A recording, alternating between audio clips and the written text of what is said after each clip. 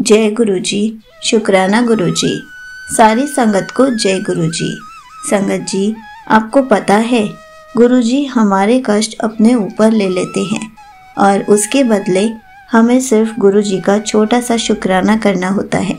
इसी पर एक आंटी जी का सत्संग सुनाती हूँ जिसमें उन्होंने इस बात को बहुत अच्छे से समझाया है। तो चलिए आंटी जी का सत्संग सुनाती हूँ। संगत जी, मेरा नाम मनप्रीत कौर है।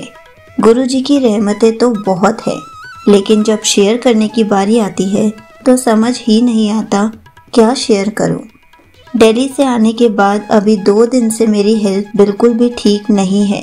एकदम से कोल्ड, फीवर, बीपी लो और हेडेक तो इतना हो रखा है कि मैं खाना भी नहीं खा पा रही हूँ। सर में बहुत ज़्यादा हैवीनेस और पेन स्टार्ट हो जाता है।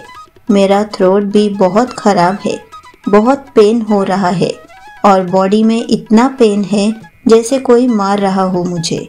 गुरुजी ने बताया कि बहुत बड़ा संकट है तेरे ऊपर, तू सिर्फ सत्संग सुन और शुक्राना कर। घबराना नहीं है, मैं सब ठीक कर दूंगा, तुझे कुछ नहीं होगा। गुरुजी ने किसी सत्संग में हिंट दिया कि तुझे 4-5 दिन रोटी नहीं खानी, सिर्फ दलिया या सॉफ्ट चीज़ें ही खानी है। गुरुजी मेरा इतना ख्याल रखते हैं।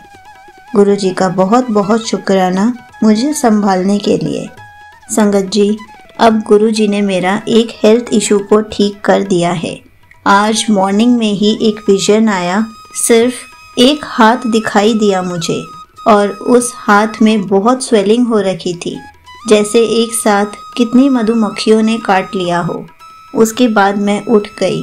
जब मैं मंदिर जाने लगी तो मुझे फील हुआ कि मेरा राइट हैंड, जिसमें काफ़ी दिनों से बहुत ज़्यादा पेन और हैवीनेस हो रखी थी, अब उसमें बिल्कुल भी पेन नहीं है और हाथ बहुत लाइट फील हो रहा है, जैसे कोई बोझ उतर गया हो।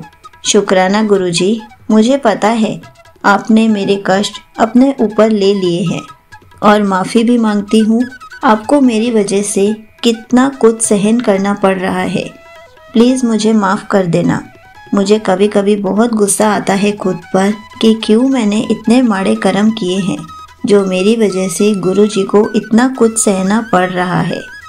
एक और सत्संग जो जस्ट अभी अभी हुआ है। मैं अपने रूम में आकर लेटी ही थी और साइड में मम्मी का मोबाइल चार्जिंग में लगा हुआ था, जिसमें मैंने शाम के टाइम गुरुजी के भजन लगाए थे और अभी सडनली फ़ोन की लाइट ऑन हो गई और गुरुजी के भजन अपने आप स्टार्ट हो गए।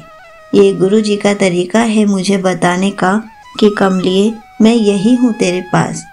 गुरुजी का अनंतम अनंतम शुक्राना। यहीं पर आंटी जी का सत्संग समाप्त होता है। संगत जी, ऐसे ही गुरुजी अपने ऊपर हम सबके कष्ट भी लेते हैं और हमें सिर्फ उस टाइम पे गुरुजी का शुक्राना करना चाहिए, क्योंकि गुरुजी हमें सिर्फ 10% कष्ट देते हैं, 90% कष्ट तो अपने ऊपर ले लेते हैं और हम उसका भी शुक्राना करना भूल जाते हैं, जो कि बिल्कुल गलत बात है। हमें तो सिर्फ गुरुजी का शुक्राना करना है, उसमें टाइम ही कितना लगता है। इसलिए कभी भी गुरुजी का शुक्राना करना ना भूलें। हर पल गुरुजी को शुक्राना करते रहें, क्योंकि कौन से टाइम में आपका कौन सा कष्ट काटा जा रहा है वो सिर्फ गुरुजी ही जानते हैं, हमें भी नहीं पता चलता। जय गुरुजी, शुक्राना गुरुजी।